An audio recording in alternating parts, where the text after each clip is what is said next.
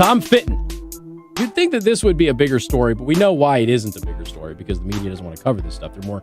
They're more concerned with talking to, or at least covering idiots from, I think she's from Stanford, right? This moron that's testifying today who keeps saying things that, frankly, should get universal scorn, but she's not. And I think she's from Stanford. I could be wrong. So anyway, Tom Fitton.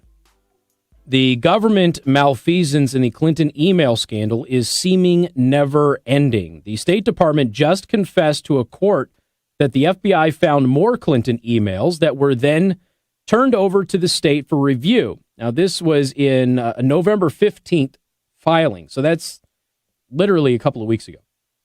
The State Department informed the court that the FBI located additional Clinton emails. Do you realize they're still continuing to find new emails every few months now? And we're still continuing to learn about those emails and the fact that so many of them are marked as classified because we get these FOIA requests coming out, the vast majority of which are done by Judicial Watch. They release the documents. We end up finding out that we already knew she broke the law, but now she's broken it way more than we thought she did. And we knew that she had broken it quite a bit. So anyway, this is a November 15, 2019 filing. The State Department informed the court that the FBI located additional Clinton emails that potentially had not been previously released. The Federal Bureau of Investigation recently sent the State Department additional documents as part of the ongoing interagency consultation process in connection with other FOIA litigation. The State Department is working to determine whether that set of documents includes any responsive, non-duplicative agency records that have not already been processed. Now, one of the things you run into when you're doing this is you have the same document that has been duplicated several times. And sometimes when you find some of these caches of documents that she didn't turn over, they're actually duplicates of the original document. They don't count. They have to be discounted.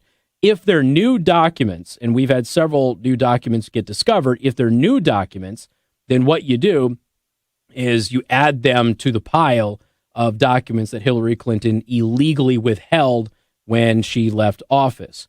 The State Department will promptly update Judicial Watch and the court once the initial review is complete.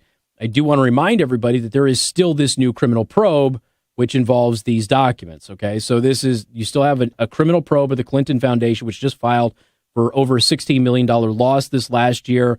Then you have the new probe that is into Hillary Clinton's emails. It's basically been reopened and reexamined. We also now have the documents from those FOIA releases that show that the FBI did not take the Hillary Clinton case seriously, that there were top officials at the FBI that were extremely upset that the case was not being investigated, and there's a whole host of issues, but that stuff has been kind of sidelined because it involves Peter Strzok and company, who are, of course, involved in lying to the FISA court to get the warrant to actually spy on Trump campaign officials when they knew that the information was incorrect. We also just have, speaking of the FISA case, just as an aside here today, we also have Glenn Simpson and Fusion GPS admitting now publicly that the dossier was not a final work, which we already knew it wasn't a final work. Plus, it's a work of fiction anyway. It's opposition research, which isn't admissible in a FISA court, but it was not admissed. You know what I mean? It was entered in as evidence anyway in the FISA court. So as a result of that, they went ahead and they awarded them the FISA warrant, and they did that by going around the process and having the same individual who authored the report give it to a friend in the media, who then published these things as stories. And so they said, look, the media is covering it too. And in fact, it was the same source. So you can't do that either. Earlier this year, Judicial Watch also announced that it had received 756 pages of emails that were among the materials that Clinton tried to delete or destroy, several of which were classified and were transmitted over her unsecure non-state.gov email system, which is illegal. Can't do that. This production was supposed to be the final production of Clinton emails. Judicial Watch estimates that the FBI being only able to recover or find approximately 5,000, including classified material, of the 33,000 government emails that Clinton removed and tried to destroy.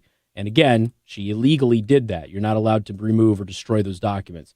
So the FBI has recovered 72,000 pages of documents that Clinton attempted to delete or did not otherwise disclose. So, again, new emails have been uncovered. We've got more coming up. Newstalk 95.3, Michiana's News Channel.